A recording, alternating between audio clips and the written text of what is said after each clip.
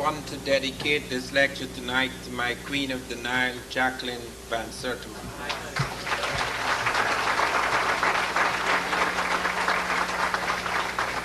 My lecture tonight is based on a book which I edited, which came out just about 2 months ago, Egypt Revisited.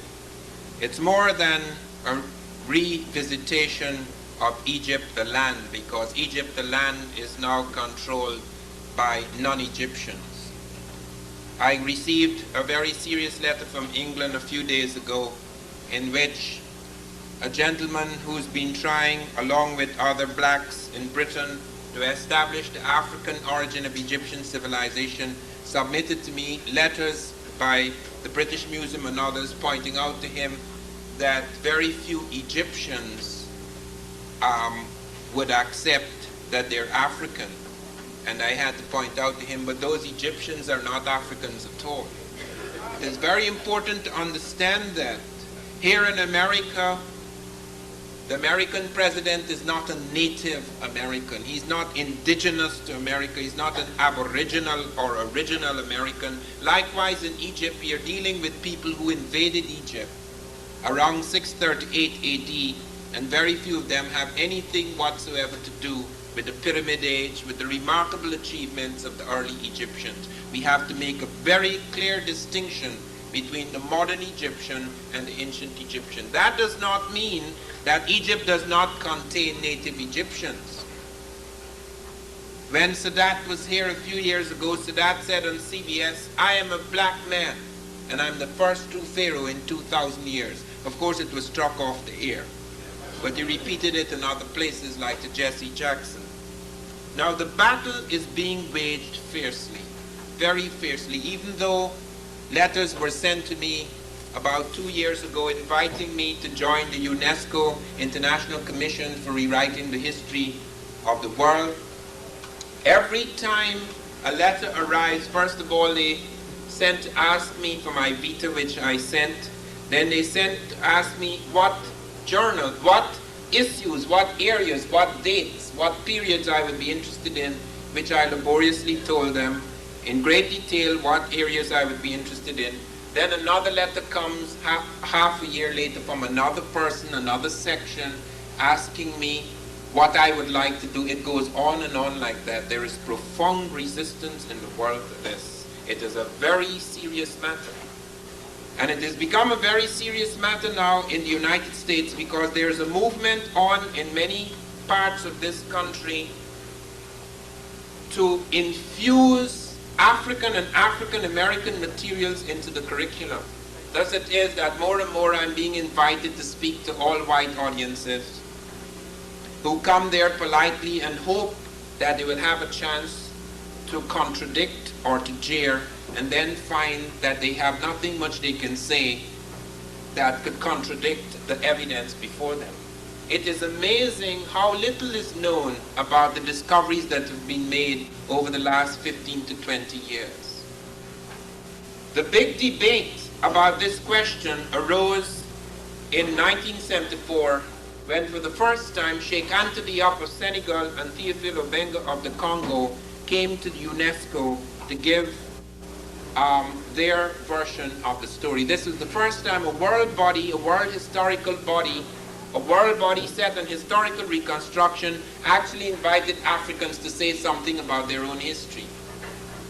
It was a very important meeting.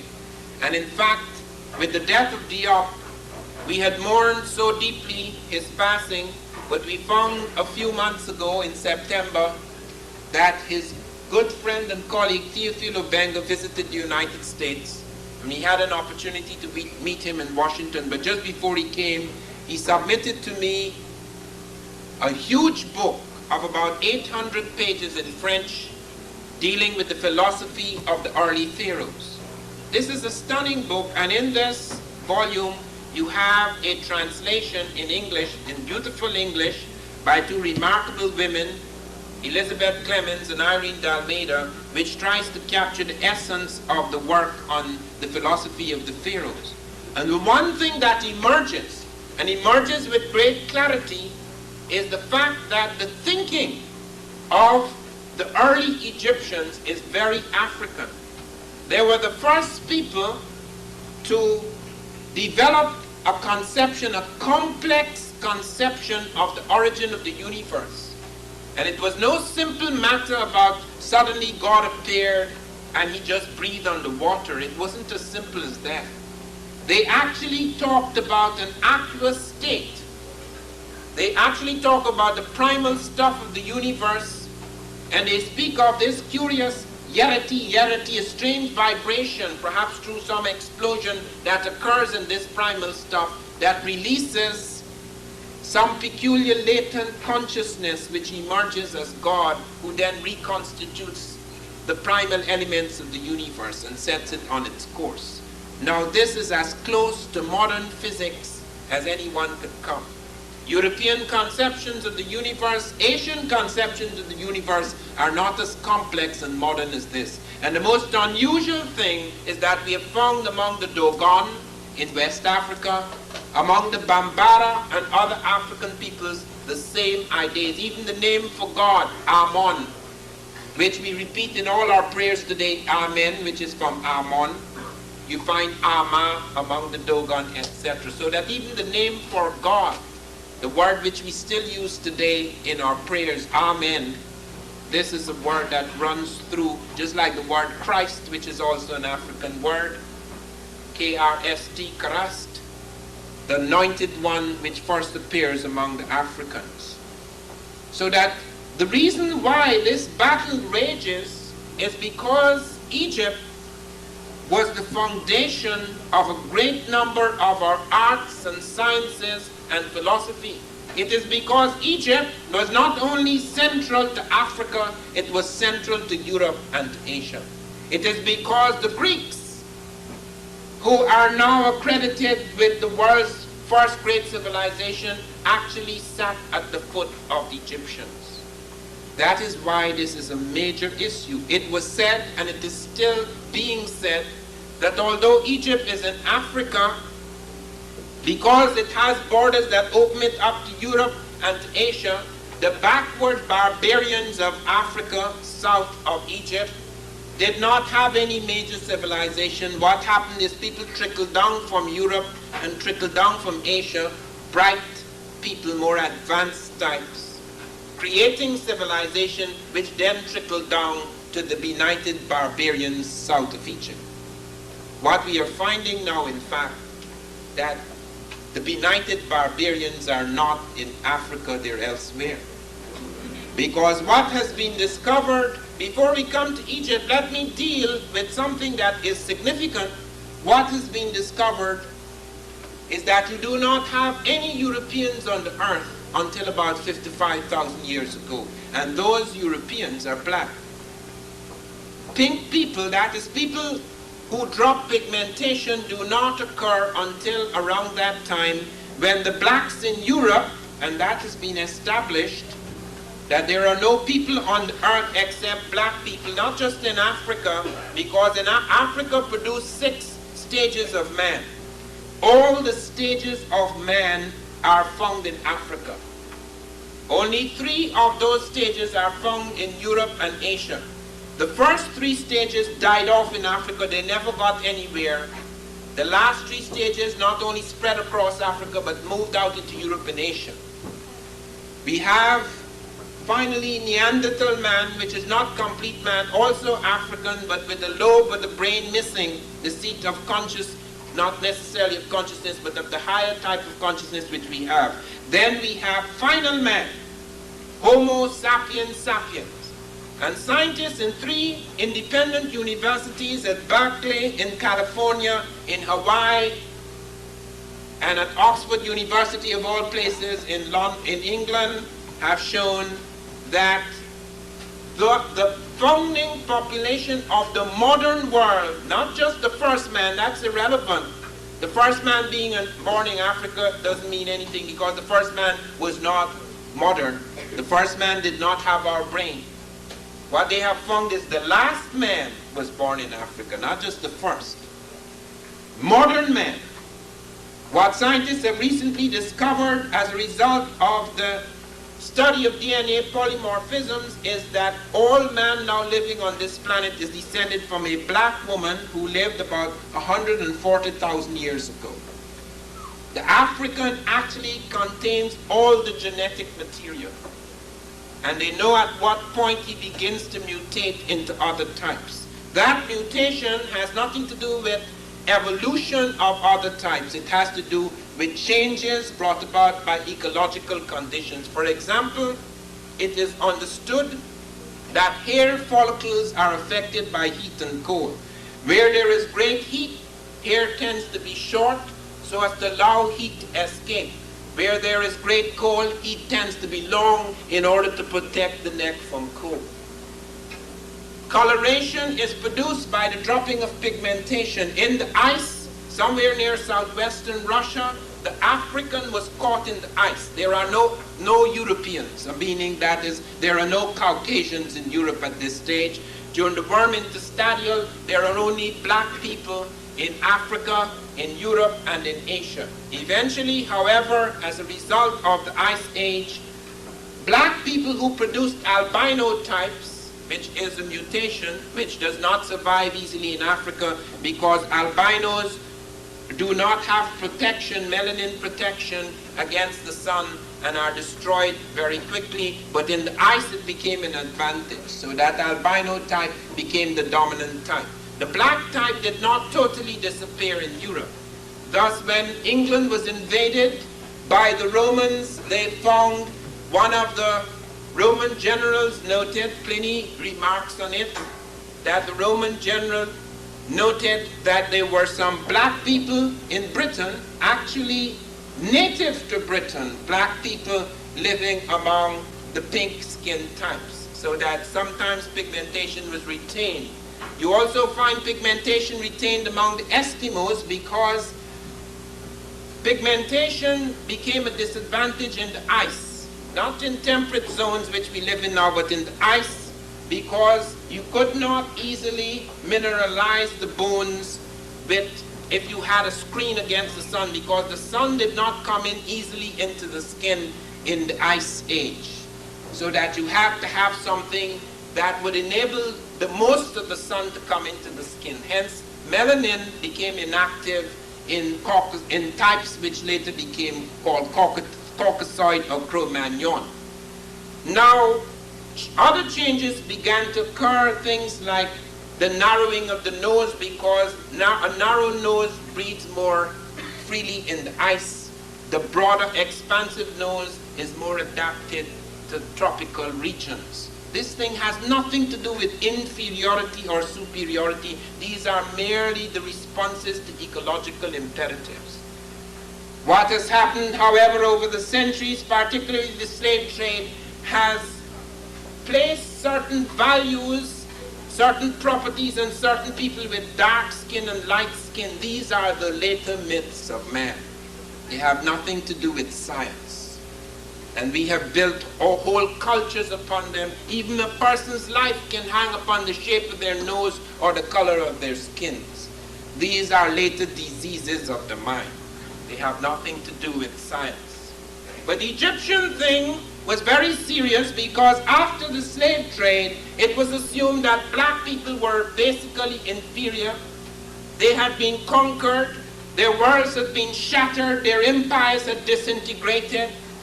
European diseases descended like the plague on Africa in some places, like in Tanzania.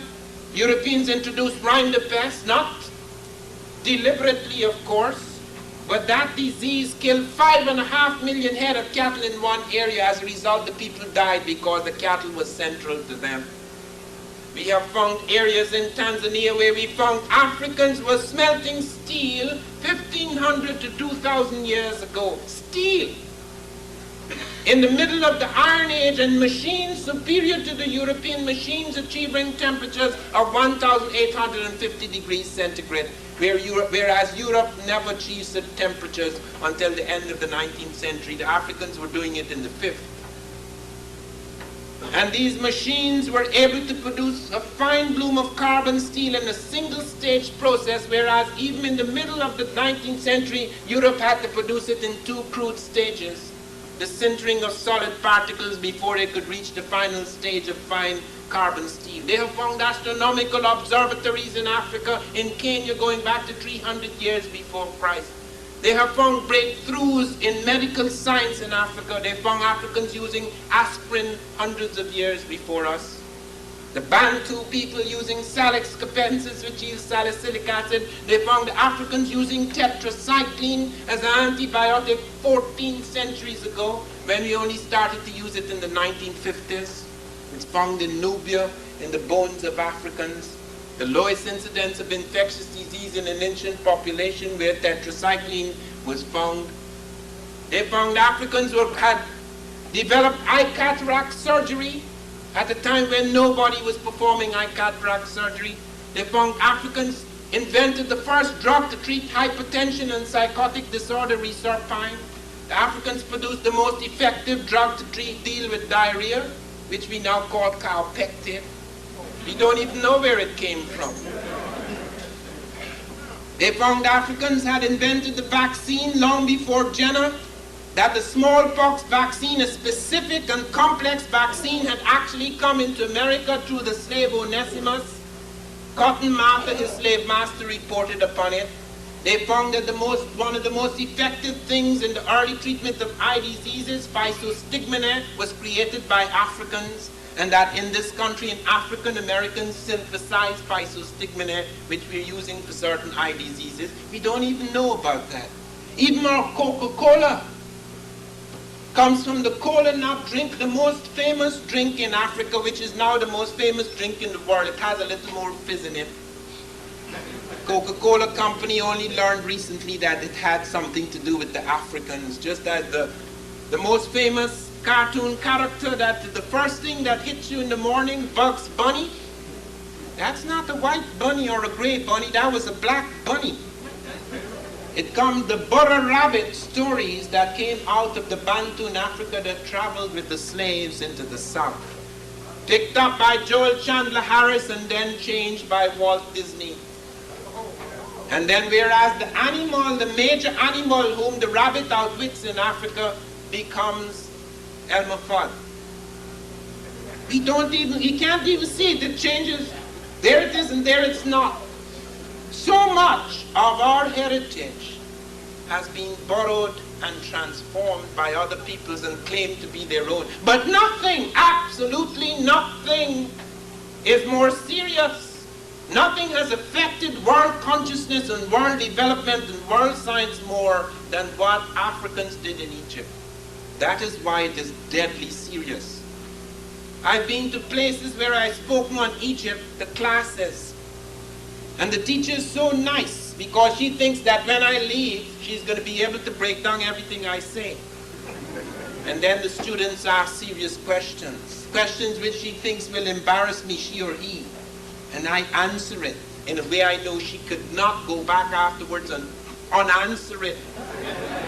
And sometimes after the politeness, the assumption that you're going to go away and you're going to be embarrassed and all that, after the politeness comes the cold stare, hoping you leave very soon.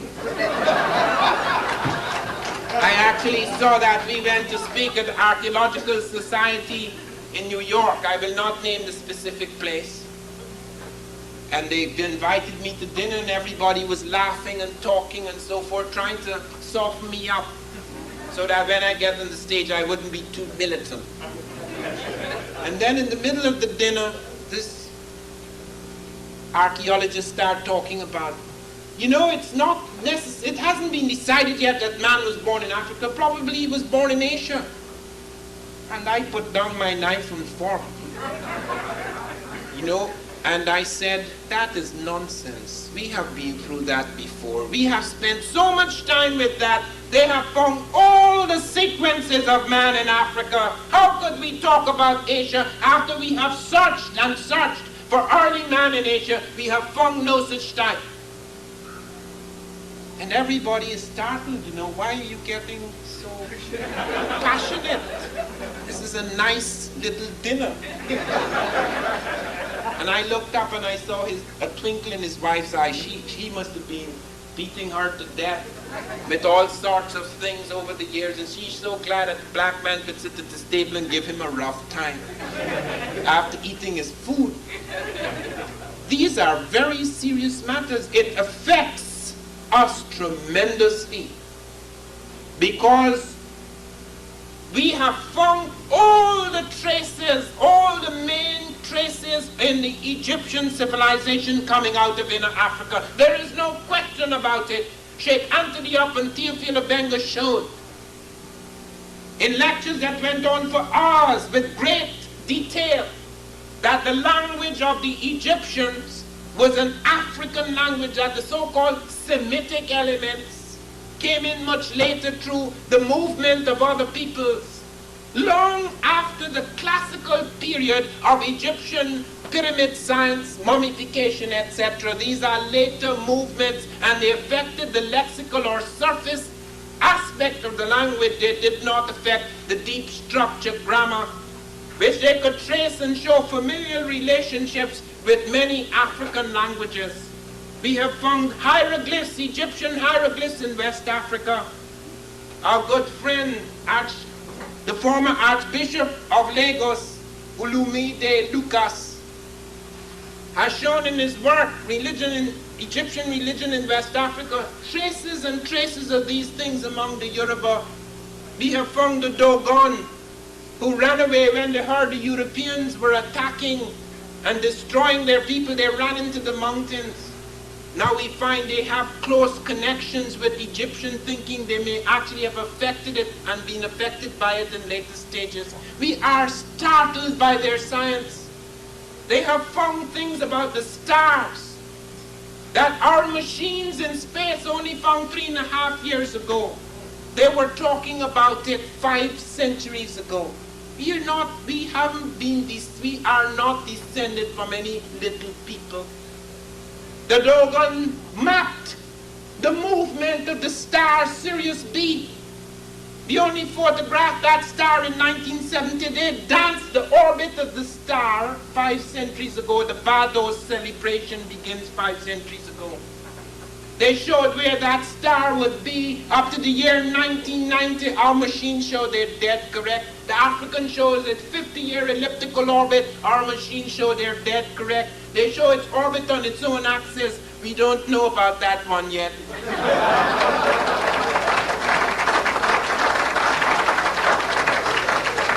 They pointed an object flashing and darkening, contracting and expanding within the region of Sirius B. Do you know when we found that? 3.5 years ago. It's a dwarf nova in the region of Sirius B. They call it the egg of the world. The movement of the French into Egypt, the attack in the early 18th century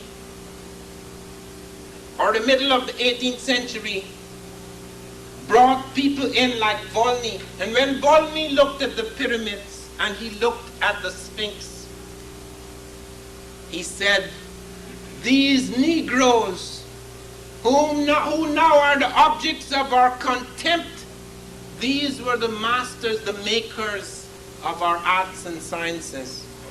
And he wasn't talking through his hat.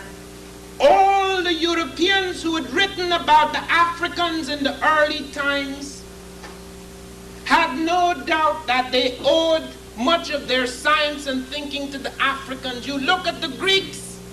The Greeks talked of the Egyptians. Herodotus said they were black-skinned and woolly-haired. Others, as Diop has quoted, more than a dozen sources quoting what these Egyptians were. And the Greeks came at the end of the great classical era, after all the pyramids were built, after the marvelous things like the Sphinx and the great mummies, etc., and the Europeans, the first Europeans who came to Africa around 500 BC, 300 BC rather, because the Persians came around 500, the Greeks under Alexander came around 300 BC. And those Europeans did not despise the Africans, they worshipped them. Do you know who was their god? The African god Zeus went into Greece Do you know who was the mother of God? Do you know who was the major female figure in the world, not just in Africa, but in Europe? Isis, who married Osiris. You have Isis shrines in Greece, Isis shrines in Rome, Isis shrines in Britain. Even the lunatic Caligula built a shrine to Isis. And do you know who was worshipped as the mother and child for hundreds of years before Michelangelo appeared in the scene and started drawing his family as Jesus? Isis and Horus, the mother and child. That's the beginning of the Black Madonna and Child in Europe. And it was to run right across Europe. And the Europeans worshipped blackness because the Egyptians had made black the divine color. Do you know who the Greeks made the goddess of wisdom? Minerva, a black woman. Whom did they make the goddess of chastity? Artemis, a black woman. Who was the enchantress in the Odyssey? Circe, a black woman with African features. You could see it on the early Grecian vases. Who was Andromeda, who married Perseus, the Greek hero. You could see on vases, although she has European features, she's painted black because black was thought to be the color of beauty. And look at their other Medea, who had Jason win the golden fleece, is represented as a black woman. And whom did they make a god? The first man to be made into a true god by both Africans and Europeans, a black man, Imhotep, father of medicine. The Greeks made no claims that were later made by other Europeans. As Martin Bernal points out, it was not until 1830 that there was a deliberate, sustained intellectual attempt to deny the black contribution to ancient Egypt because it made Europeans feel ashamed. So there was a sustained attempt, which is sustained up to this day, to try and deny the African his contribution to the major civilization in the world. They've even argued that Mesopotamian civilization or Sumerian civilization precedes the Egyptian. It is not true. The earliest thing we have found in Mesopotamia is about 2600 BC, whereas the earliest dynasty in Egypt, conservative estimate, is 3100 BC, and we have found in 1962 the American team under Bruce Williams and Keith Seal discovered an African pharaoh, an African pharaonic dynasty preceding the Egyptian, before the first Egyptian dynasty. And there at Tarseti, at a place called Kustal on the edge of the Sudan, they found that 12 black pharaohs reigned even before the first Egyptian pharaoh. And that all the major elements that were to be the foundation of pharaonic civilization in Egypt had been planted by the blacks. They found the palace facades that will later appear in Egypt there among the blacks. The palace erects there already among the blacks. The falcon god Horus, the sun, the Christ figure, already there among the blacks, 200 years before the first Egyptian dynasty. And if there was Horus, they had to be Osiris, the god figure, the male aspect of God, as Isis was the female aspect of God.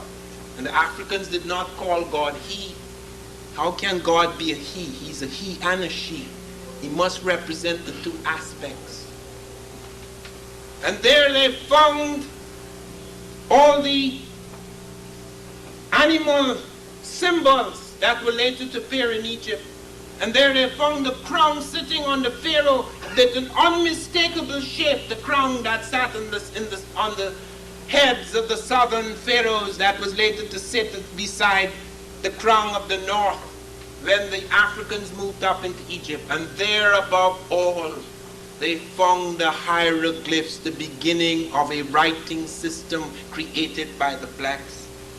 As I have pointed out, when I was in England, I was taught that Africans were preliterate.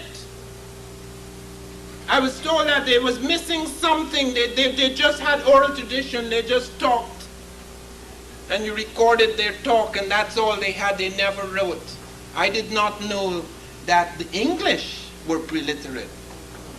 The English have no script, you know. The English do not have a writing system. We have English songs. English doesn't have a writing system. This is Roman. There are very few Europeans who have writing system. The Spanish do not have a writing system. Roman. The Germans do not have a writing system. Roman. The English do not have a writing system. Roman. How many writing systems are there in Europe? There's the Cyrillic alphabet in Russia. There's the Greek script. There's the Roman script. There's the Phoenician script, which is partly affected by the Egyptian. There is the Celtic script, which is partly affected by the African, according to the book of Balimote, is part African and part European. Does Africa have no scripts? There is the Mande script found at Udmurtetek 3,500 years before Christ. Thousands of inscriptions in Mande. There is the hieroglyphic script created at Kustal before it goes up into Egypt. No script on earth has as old books as we have found in African hieroglyphs. No people on earth have as complex early philosophy as the Africans, as you will see translated from the Egyptian texts. The book of the coming forth by night and day and other pyramid texts, etc., which deals with the origins of the universe in very complex terms. No people have an earlier literature in medicine. No people have an earlier literature in mathematics.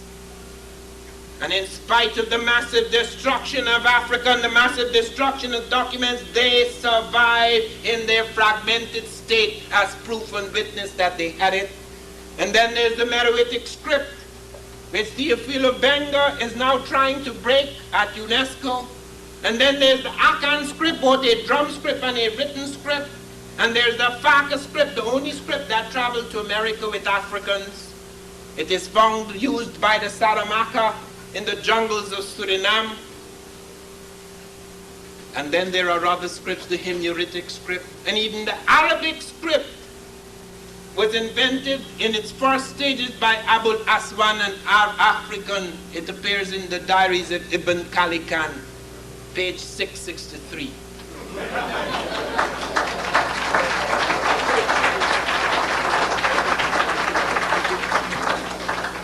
And let us deal with the question now, the scientific question: who were the Egyptians? First of all, Sheikh Antioch went to the museums where they had mummies. No people on earth survive. No people on earth have been preserved as long as the African. There is no European mummy, no European body that is more than 150 to 200 years. The Russians have recently caught up on mummification. The Russians have preserved Stalin. I think they have preserved Lenin too, I'm not sure. But they have preserved most of their recent leaders. When my prime minister died, president, etc., Burnham died, we sent him to Russia because we knew the Russians had learned the mummification system from the Egyptians. Unfortunately, our machine, our refrigeration unit broke down before he got to Russia, so the Russians had to burn him or send him back home. I can't remember which. I haven't seen him since. But we have the most well-preserved bodies on earth. I will show you when we come to the slides a black woman, an African princess in Egypt who died 4,000 years ago. You can still see her hair. You can still see her skin. You can still see her teeth. There is no such thing anywhere on earth. Nowhere in Europe can you find anyone preserved more than 150 to 200 years. So you can test the skin as Diop did. He took square inches of skin from the mummies in the Museum of Man and he put it in his lab. Sheikh Anta Diop was an extraordinary man. He went out to Paris and he worked in the most advanced nuclear lab in Europe under Frederick Julio Curie, who was the son-in-law of the couple who invented or discovered radium. He built the first radiocarbon lab in Africa. He told me when we were in London, he said, Van, actually saw the mummy of Ramesses II. Very black as I am. And Sheikh Anta Diop was royally black. And he said, when he came back from the experiments in Paris, he was so gray. They pumped him with far more gamma rays than was necessary. Even then, he said it was still possible to get the melanin content in the skin. And when he asked them permission to do it, they said, no, it would destroy the mummy. 1 square inch. And yet all these scientists fooling around with the mummy. Then Sheikh Anta Diop brought up a very serious question. He wrote me and said, do you know we have found something in the body of Ramesses II that supports your theory that Africans were in America before Columbus? Do you know we found tobacco in his belly? And I wrote him back and said, no, that's not a proof, because it's just an assumption that tobacco is American. Because I have shown that tobacco was both African and American, and the Nicotiana tabacum is American, but the Nicotiana rustica is African. Could you test the tobacco, please? He went back and asked them for the tobacco. No, sir, don't touch anything here. But do you know what happened? Everybody stopped working. Not a word. 48 labs in Europe involved in studying Ramesses II, and everybody suppressed the reports. They sent around a rumor in Egypt to say they're not sure that that's the body of Ramesses II anymore. I got the Egyptian Minister of Culture sacked, so I'm told, a few months ago when we had this big fight in Dallas, because when we were trying to establish this Egyptian issue, they have these big things in the museums, and there's no relationship to blacks at all. And we made a big issue about it, and this clown, who should have kept his mouth quiet, jumped up and said that Egypt is beyond black or white. They have nothing to do with that. We have nothing to do with that. His grandfathers. As if he has anything to do with the native Egyptian who created this incredible thing. And the Greeks knew what they were dealing with. They saw them. They were not guessing. They saw these people. They fought with them. They conquered them. They lived with them. They admired them. They took from them.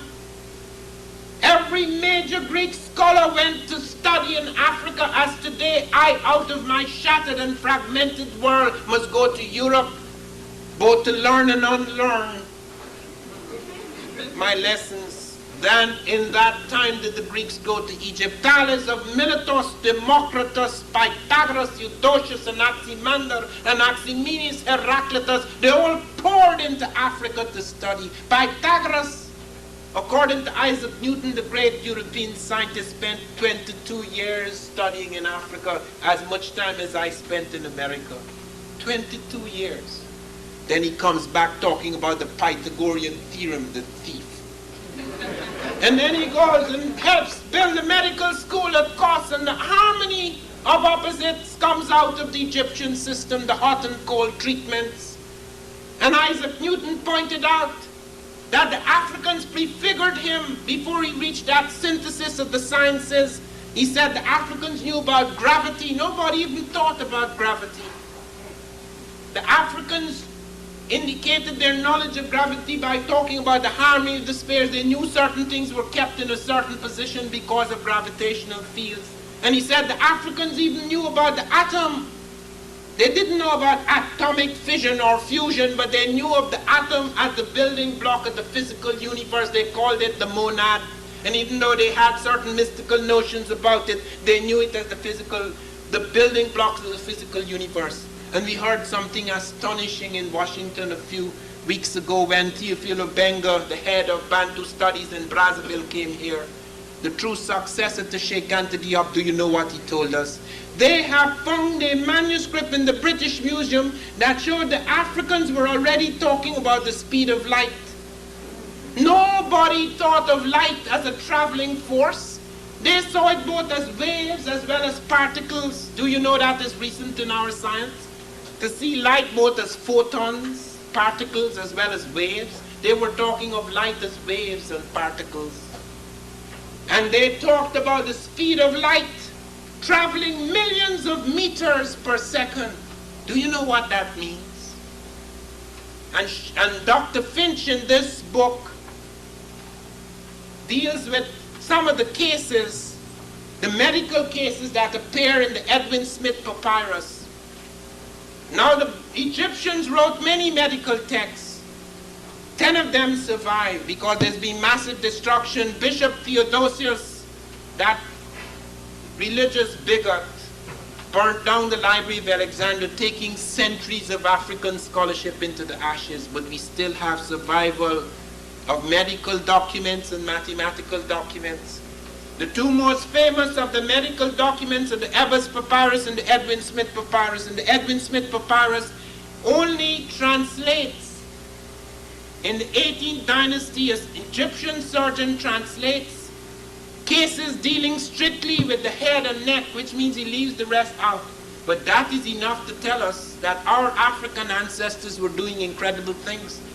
Finch looks at these cases as a doctor and points out that they had found the locus of the brain through which auditory information is processed. That's 20th century stuff.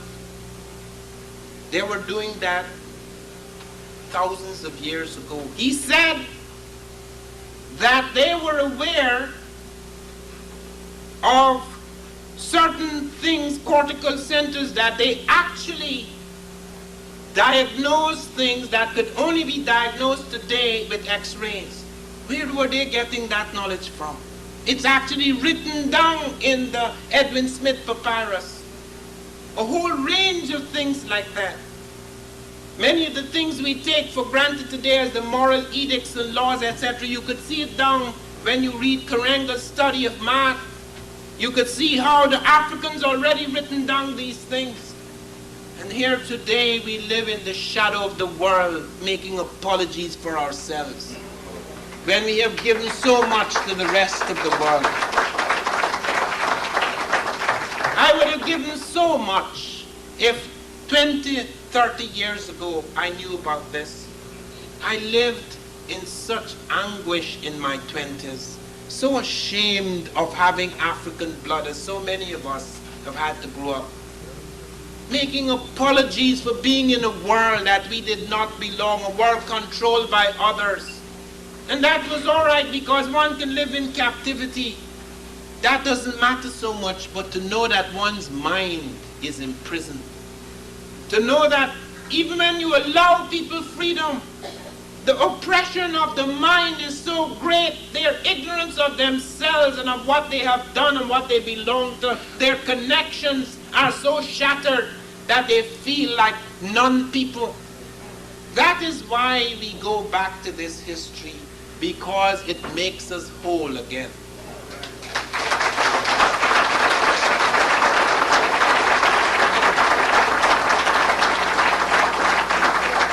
You look at the cultural connections. They have found mummies in Africa, in inner Africa, before they find them in Egypt.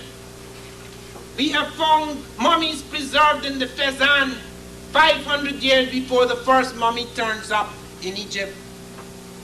We have found them using nacron, which was later used in the mummification process. We have found circumcision, which later were picked up by the Jewish sect, which at that time, in the early time, was largely African. We have found various cultural practices. Their totems are the African totems. Their philosophy is African. Their language is African. And here is Jean Vercoute speaking at the UNESCO conference in 1974, where he said, it is true that their writing is African, their language is African, their way of thinking is African. The problem is that we can never be sure how many of them were African. Can you imagine the schizophrenia? And then you have this man, Shinny, as I call him in my book, Shamefaced Shinny, talking about how they were not really black. It was subjective. The Greeks were being just as subjective as Diop. That these are not really black people. They're just a little dark like the Italians. Anything, the Negrophobia, the horror of it, to accept, that's why they blew off the Sphinx's nose. Standing there, and there is this godlike figure, broad-browed, broad nose, broad lips, broad cheeks, looking down with this broad vision on their littleness, contracted in the sands under this great godlike figure, and they shot off its nose and chin. It was through the work of Sheikh Anta Diop, and I had something to do with it too, because we had this international telephone link-up in which we had to persuade the modern Egyptians who are not real Egyptians to ask the British to return the splinters of the Sphinx chin and nose. The British eventually returned the pieces, saying that it was on permanent loan. And we may have to blow off the nose again after the Arabs reconstruct it if they don't get it right.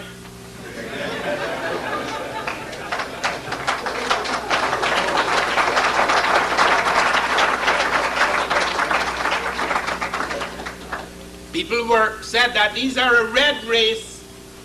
They're not really Africans, they're brown Mediterraneans. Why? Because the Egyptians had a habit of coloring red, putting red ochre on men and yellow ochre on women. And nobody seemed to realize through anthropology that the Africans had been doing that for thousands of years. Red represents vitality, so you put red ochre on men. Yellow represents fertility, you put yellow ochre on women. It doesn't mean the women are yellow and the men are red. Look at this. Just for this alone, you should buy this book.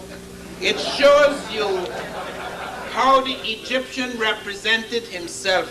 This is Egyptian, black. This is the Indo-European or Caucasian. This is the Nubian and other blacks of Africa. And this is the Semite. He makes it quite clear. This is the one that survives the centuries, where he paints it clearly, because now he's not dealing with symbolic colors. Since he's representing all the races, he wants to show you in minute detail who is who in his world. Sheikh Anta Diop brought that to our attention, but Sheikh Anta Diop published it in black and white. I spent a lot of money to get that in color because I didn't want any mistake. I want it to be seen clearly. You cannot see this clearly in black and white. You have to see it in color. It's the only one that survives from Egypt. This book is filled with about 200 photographs. And you will see the pharaohs, and you will see their queens, and you will see the scribes, and you will see the vast concentration of black African faces. It is true that Egypt was not homogeneous. It had other people as well. Since it had borders open, other people trickled in. They weren't all black. But look at Britain. Britain has 1 million blacks. They've trickled in. Would you say Britain is black? If the major figures, the dominant figures are black, the major population is black, because a few people trickle in, that's a black population. It's a black civilization. There are more blacks in Britain than in my country. But does that make Britain black? They're going to pick the odd little figure here and there because the king sometimes married outside. A king is supposed to bring as many people into his harem as possible, not only necessarily in his own nation. Sometimes if he has quarrels and fights with other people, or he wants to make alliances, you bring other people into the harem. So the odd figure may appear. And then it even becomes more so during the later dynasties when there are invasions. Egypt was invaded by many people. It was invaded by the Hyksos around 1660 BC, and for 150 years there are no black pharaohs until the blacks threw the Hyksos out of the place. And then came the Persians under Cambyses around 500 and 20 BC, ravaging all before them, laying flat the capital of the blacks, smashing noses and breaking up statues and temples. And then came the Greeks, who respected the African, even though they conquered him. Those were the major great Europeans who began to take African geometry, African medicine, African calendar. Who do you think created the day for us? You hear about Greeks and Romans. The Greeks and Romans turned it around, but where did they initially get it? The Mesopotamians and the Greeks. They did not measure the day as 365 and a quarter days. They did not know it was so accurate. They had 364 and 365 day years until the Egyptians, with their precise astronomy, established that the year was actually 365 and a quarter days. But the Africans introduced the leap year. We no longer have a leap year, by the way. We call it a leap year. It's just a leap day. Every 4 years we adjust our time by putting an extra day in February, whereas the Egyptians adjusted it by adding a whole year every 1,460 years to make it more correct. They were then left with 365 days. Do you know, they took out 5 days of the year, which we still celebrate. We don't even know where that comes from. Why does everybody get wild in the last 5 days of the year?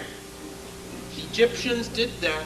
It starts with December the 25th, which Africans call the day of Horus. Horus is the Christ. An African word, KRST, Christ. We don't even know that. We think the Europeans introduced Christmas. All that was taken from the earlier world.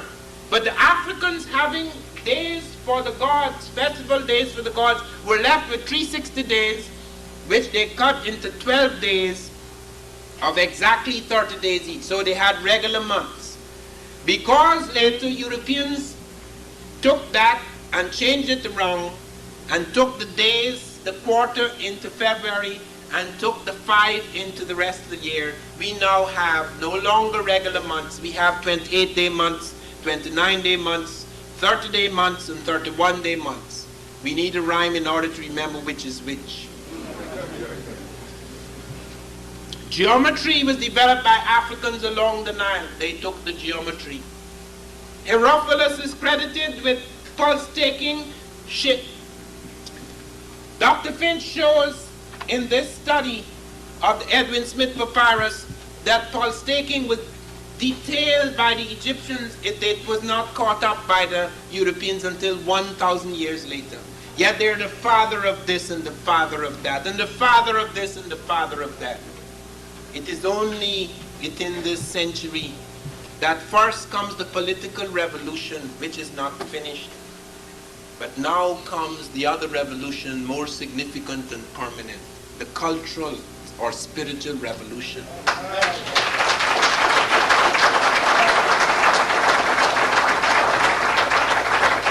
And it is important to note that these two things have to go hand in hand. We cannot advance merely by shouting big black slogans, because you may be big and black, but you may have nothing in your head.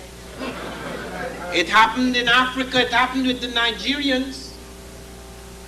Strong, powerful nation, oil and all sorts of things, seized power. And what they started doing, building all sorts of incredible white elephants. They could have transformed Nigeria. They could have transformed Africa if Nkrumah or people like that or Sheikh Antioch had that wealth at their hands and that vast country. They could have transformed the black world because they had something up here. This is the universe.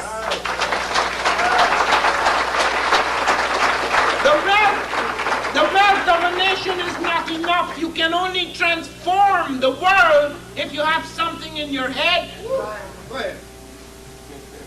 It's not enough to have power.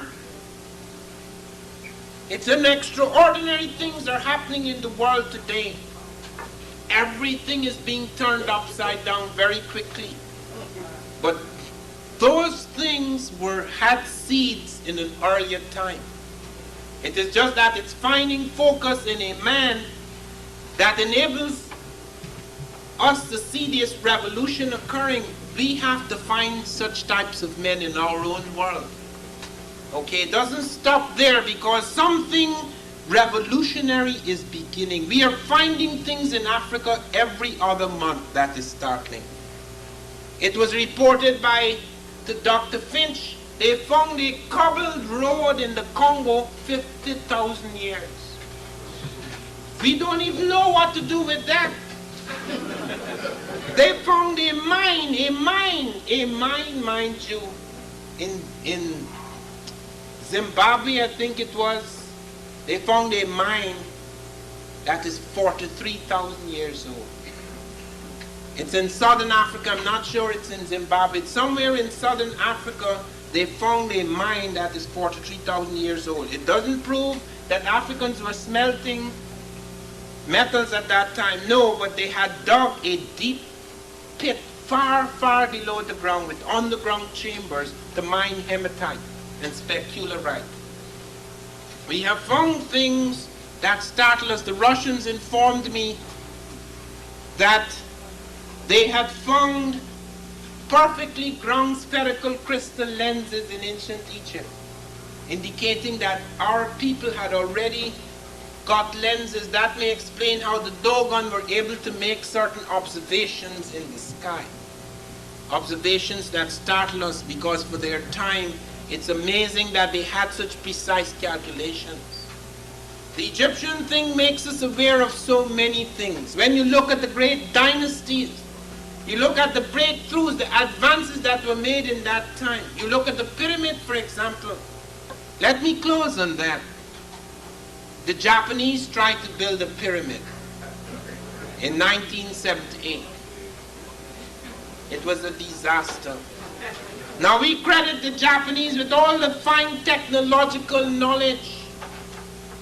But do you know what happened to the Japanese? The Japanese said that we first are going to try to break the stone up in the quarries using bronze, the bronze tools that Egyptians had in that time. Sheikh Antioch had told them clearly that these Africans were not using copper and bronze tools when they were building the Great Pyramid, because you cannot cut granite with those tools, and that they had actually found an iron hoe in the interstices of the pyramid. They found Tutankhamun's bed made of iron. They said, no, Tut got this bed from outside. Probably got it out of Asia. So the Japanese tried to cut the stone, the tools broke. Do you know what they end up doing to cut that stone? They had to use air jackhammers to cut the stone. Then after they used 20th century air jackhammers to cut the stone, they put it on the barges to bring it down the Nile. When they put it in the mud, first of all, the barges capsized. They assumed that the Africans just put this thing, and they were not picking up 50-ton stones like Africans. You know, the Japanese were picking up 3-ton stones. But when they put it on the barges capsized. They had to use modern steamboats. Then they brought it down the Nile, and then they started to put it on the mud. It sank in the mud. They dragged it, it sank in the sand. Eventually they got it up in the desert. Then come heave-ho like in Hollywood. Can't work. Would not work. They could not put those stones in alignment. The stones got cracked. The stones shattered. The stones were messed up. When we go to the African pyramid and we go on the base of the pyramid, we found the casing stones are absolutely perfect. The Japanese tried to cheat. In the morning when they thought nobody was looking, they brought in their helicopters. They took the finest 20th century cranes. You know they couldn't do it. They could not put those stones in proper alignment. Do you know what we have discovered? That the Africans put those stones in an alignment that is 1/1000th of an inch of mathematical perfection. The only people in the 20th century who achieved that alignment are not stonemasons, opticians, and jewelers, dealing with fine gems. They were bringing the skill of the optician and the jeweler to deal with massive acres of stone, when these guys, whom we consider to have the finest technological abilities, could not do it. They left in disgrace. They had to abandon everything. The Egyptians threw them out. Let me say the post-Egyptians. So that pyramid is an astonishing thing. You cannot even see it today. When it was finished, it had a polished limestone covering.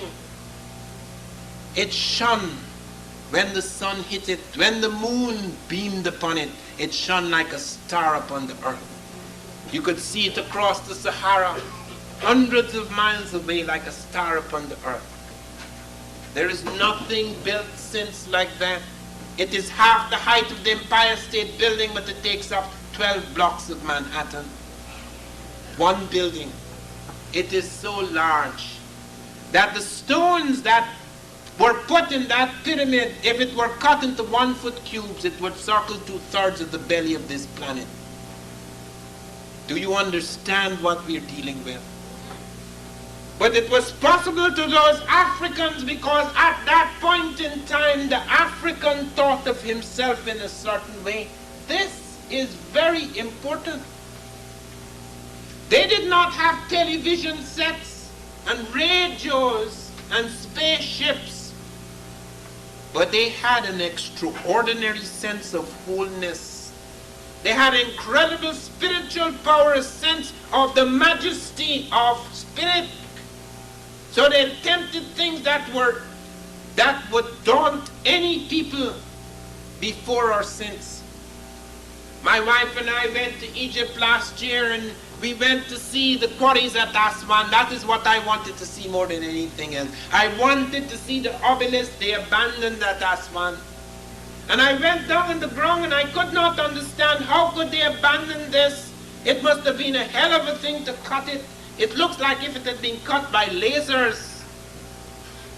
And I had to search, I had to ask, where is the floor? Why did the Africans abandon this? The floor was so minute it would have taken several hundred years for it to show.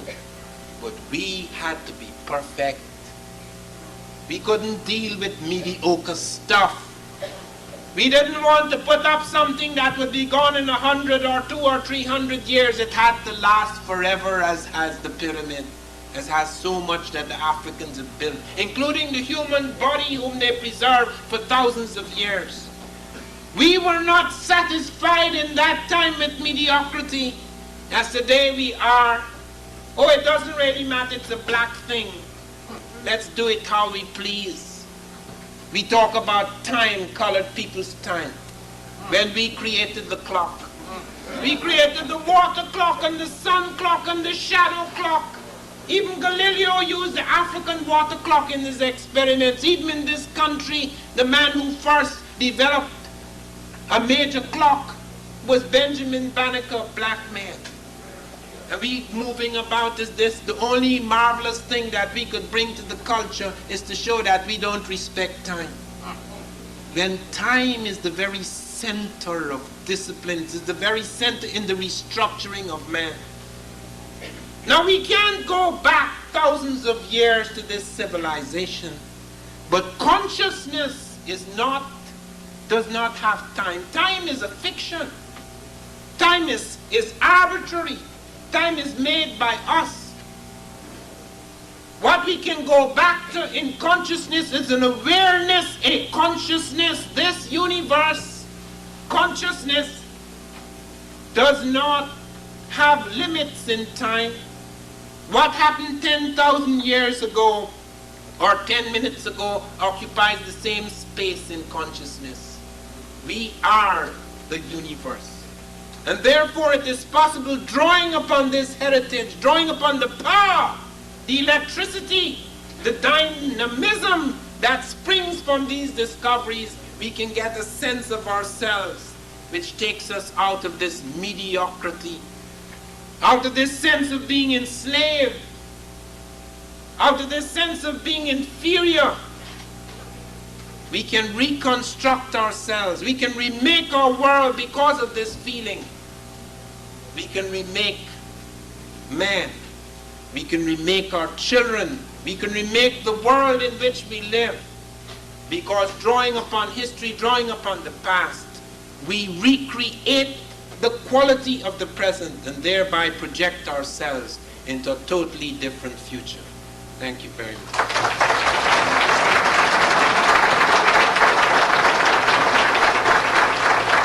Dr. Ivan Van Sertima.